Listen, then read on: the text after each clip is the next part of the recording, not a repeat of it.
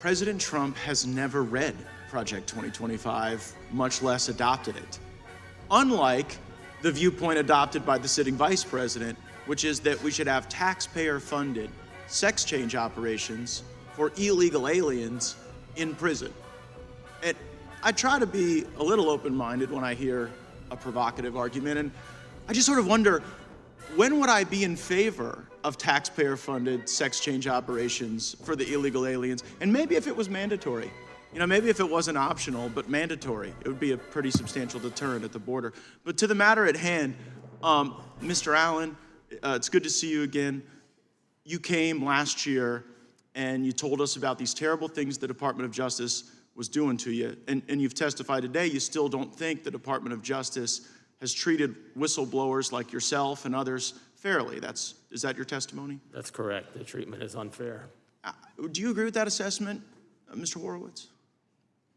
As I said in my testimony, Congressman, I think putting someone like Mr. Allen on unpaid leave for 2+ years is unfair while you're trying to adjudicate. Yeah, no, I get that. There needs to be a process here that happens promptly. The process was to punish these people and to make an example of them. That's obvious to everyone. They saw improper actions at the FBI and DOJ. They blew the whistle on it, and then the process was the punishment, and it was the point. I think that's how Mr. Allen feels, is it? Correct. The process in this instance definitely felt like the punishment. Yeah, so they've done it to you. They've done it to others. Mr. Horowitz says it shouldn't have been done. And so now I want to be a little reflective about this with Congress. Mr. Allen, you've seen, since you have given us this testimony, us continue to pass continuing resolutions that put no consequence on the DOJ or the FBI for what they've done to you and your colleagues. Do you think Congress has appropriately protected whistleblowers? I do not, Congressman, and I think the policy recommendations can be put forward that there can be bipartisan support for to protect whistleblowers going forward in the future. Absolutely. I mean this in no way as a partisan critique. Matter of fact, it's a bipartisan critique that we all own.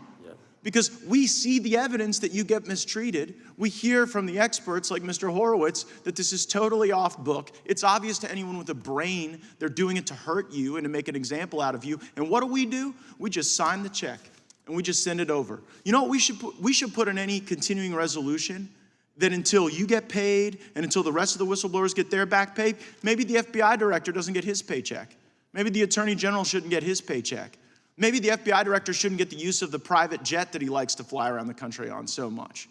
They enjoy all of the accoutrements of their position, and you end up screwed. And we're okay with it, apparently. Any member who votes for these continuing resolutions is voting to perpetuate the punishment that has been instituted on the whistleblowers. And while we want to talk about the weaponization of the Justice Department, rightfully so, we write the check for it, and we underwrite the debt for it. And it is sickening to me. Mr. Horowitz, I got a few questions for you since we got you here. Now, the CIGI is the Council of Inspectors General on Integrity and Efficiency, right? That's right. And you're the past chair? I was the chair from 2015 through 2020. Does it have any binding legal authority? In terms of, it was created by Congress as an agency. Yeah, but does it have legal authority to issue subpoenas that it can compel? It has not been given subpoena authority. Okay, so what I wonder is where this group CIGI, I'll just call it the Integrity Committee, what happens when they start interfering in the work of IGs to expose corruption? Who adjudicates that? So Congress actually created the Integrity Committee again back in 2008, gave it its authorities. The Integrity Committee puts forth a set of policies and procedures. It's required to provide them to Congress. That's the mechanism. Yeah, but in a state of conflict, right, where you got an IG working to expose corruption, and then you've got the CIGI hassling the IG, who resolves that? Well, because nobody in the CIGI is not, the head of it's not confirmed by the Senate, but IGs are confirmed by the Senate. Yeah, and it probably in part depends on, there are two types of IGs. There's presidentially nominated Senate-confirmed IGs, there's then agency IGs. For presidentially nominated Senate-confirmed IGs, ultimately it's up to the president to decide But the, what but it the, wants, because the report goes to the and president. the presidential Congress. power, not to get into a constitutional, a regression here, but the presidential power is vested in the IG, not in this administrative committee, right? That's correct. Okay, great. Thank you very much. I yield back.